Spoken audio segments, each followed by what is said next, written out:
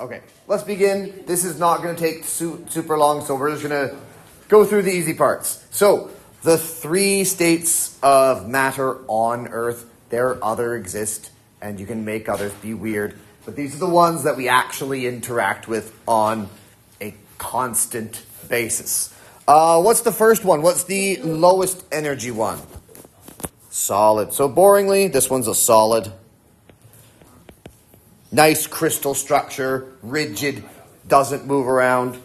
Next one is liquid. Likes to hang out together but can slide around. They're all at the bottom of the container, but they can move around within that container.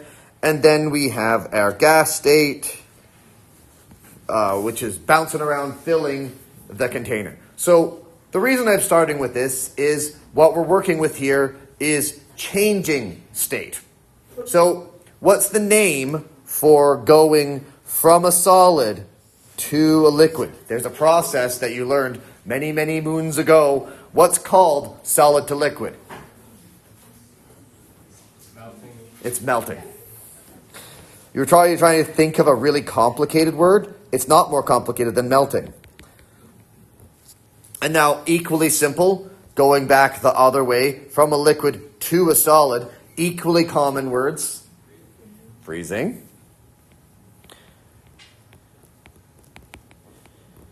Now, there are a fancy word, some people like to call solidification, is a bit complicated, but it's freezing. It's freezing. It's freezing and melting. All right. What about our liquid to gas stage? Liquid to gas stage here is called? Evaporate. Chlorate. Close enough. Evaporate. Remember, we also need to know this is also boiling. Boiling usually refers to water, but evaporate and boiling. Just one is a more active step. Evaporation is our natural step. All liquids just naturally evaporate into air over time. Boiling usually implies I'm adding some heat of some kind. But otherwise, that's fine. And then the backwards one may be stretching your brain a bit. What's coming from a gas back down to a liquid? Oh, you guys, experts.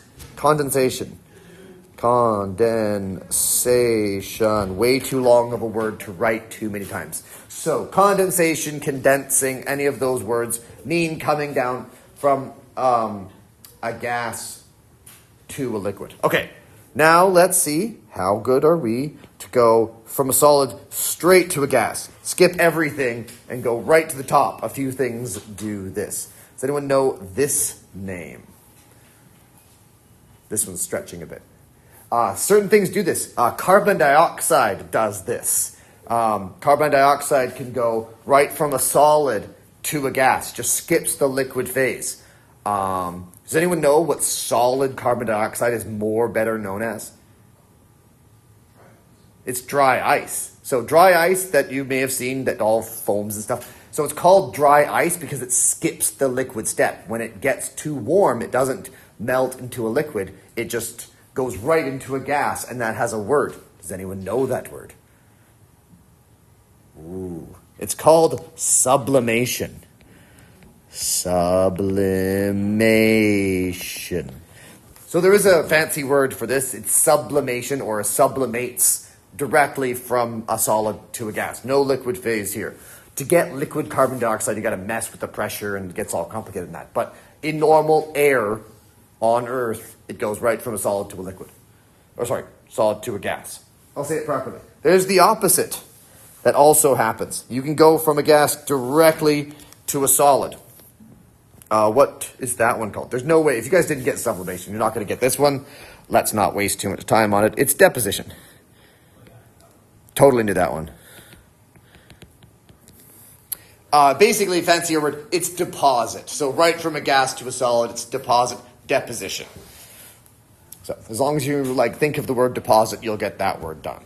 So that's our changes of state. Now, the reason I went through all these things is A, you have to know all those words so you can get the questions right. But second, to get from one of the states to another kind of the state, work must be done.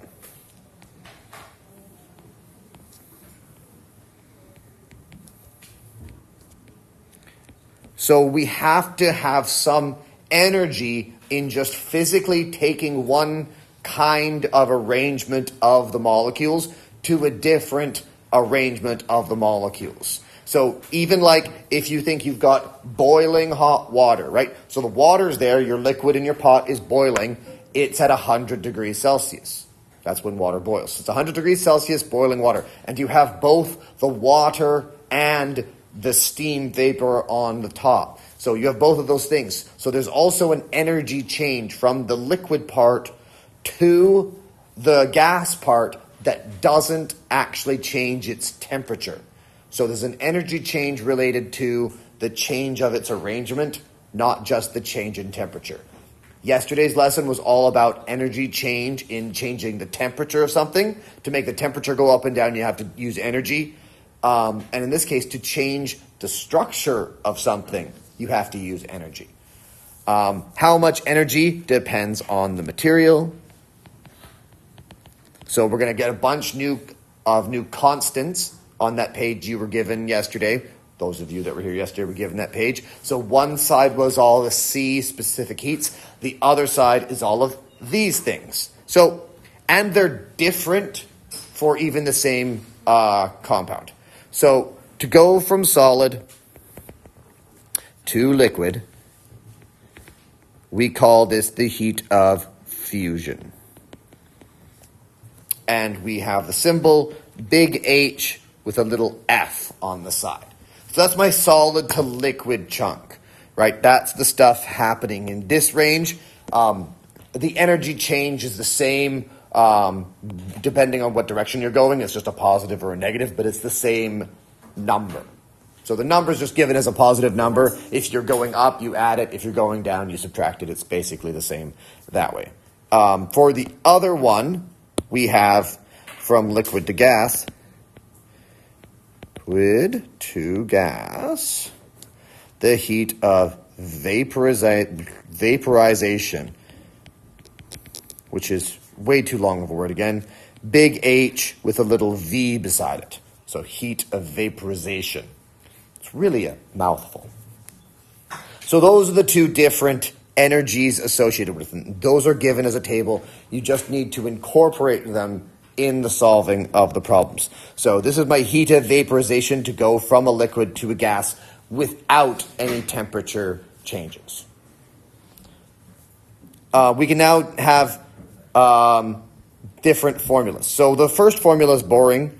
It is the Q, which is the heat, is equal to mass times big HF. In other words, the heat to melt. Heat to melt. That's really all that's happening there. And we have a similar one. The amount of heat in joules is equal to mass times HV, which is the heat to vaporize. Vaporize. So that's how much heat it takes to vaporize something, to take it from a liquid into a gas. That's a certain amount of energy, amount of work needed to be done on the substance. And the one from yesterday I'm going to rewrite so it's all in the same place. And that's equal to M times C times delta T. And that's the heat to raise the temperature, or to change temperature. Heat to change temperature.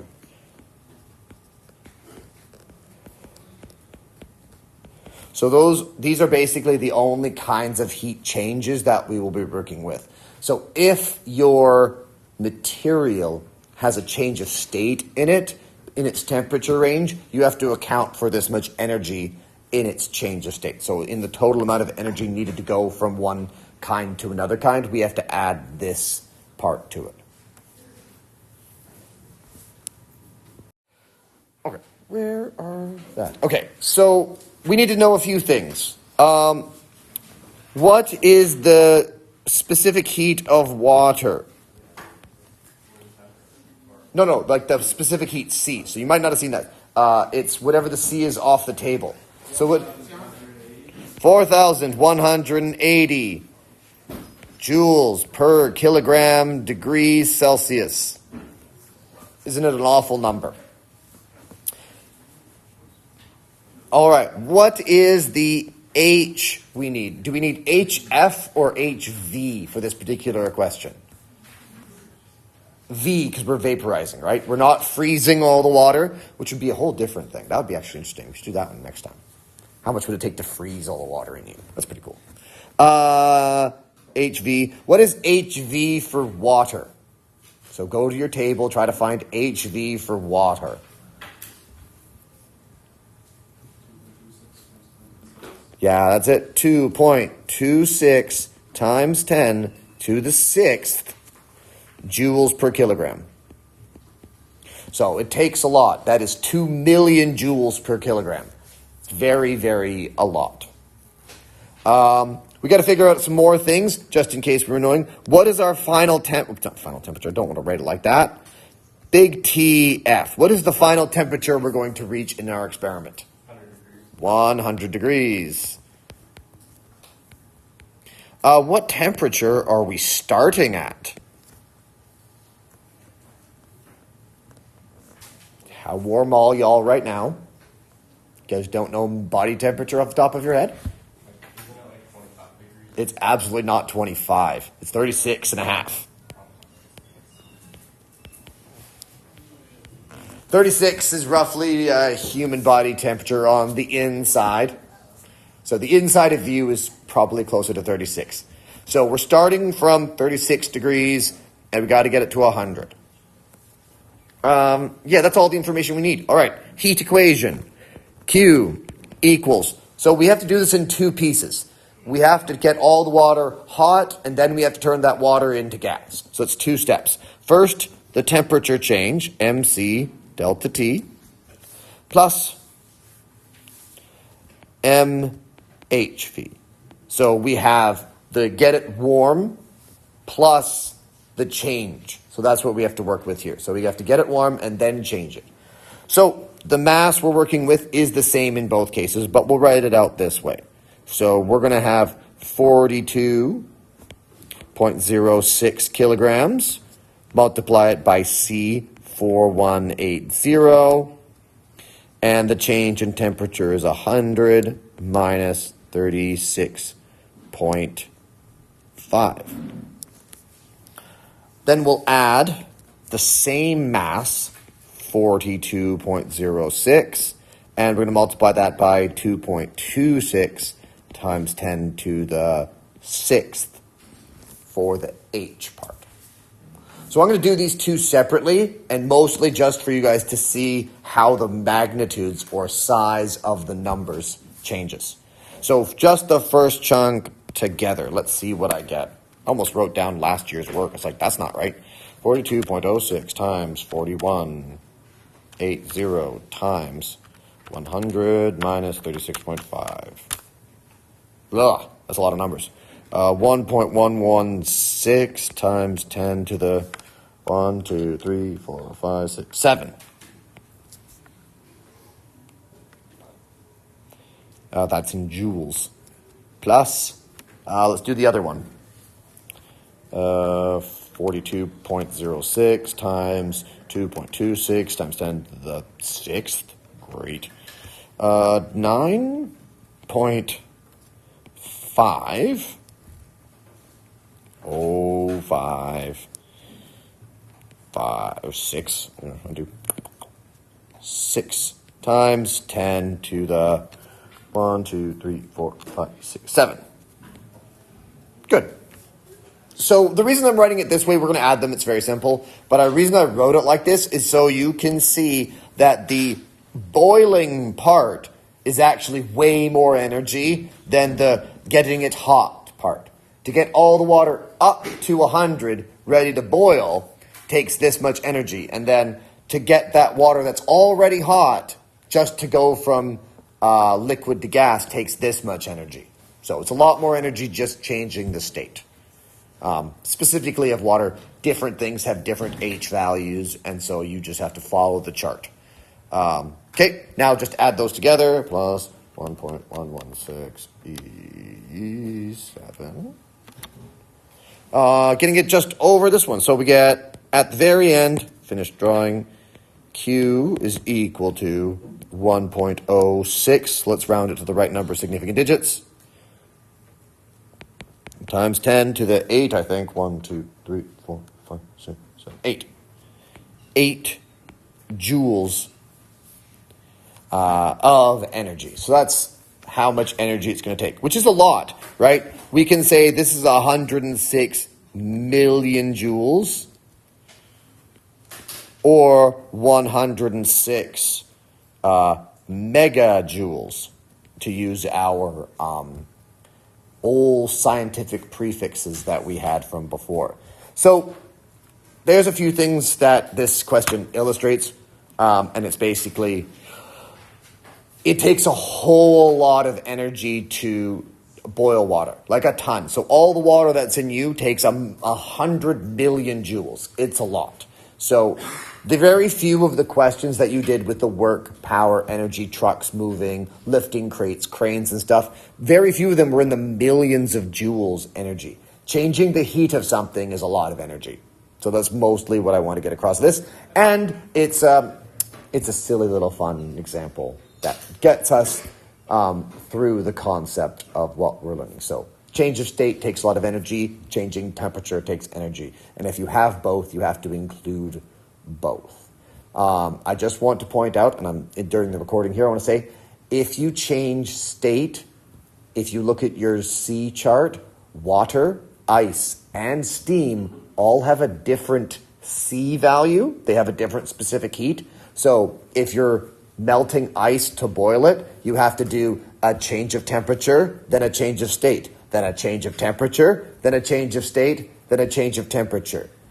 Each of the states usually has a different C value, so you can't just go from like -20 to 120. You'd have to do them in their phase chunks. Does that make sense? You got to get all the ice warm, melt it, then all the water warm, boil it, then get the gas warm. So you have to do each step individually. So you'd have at most like 5 chunks to this. So each of the chunks is easy. You just have to remember to include each of them.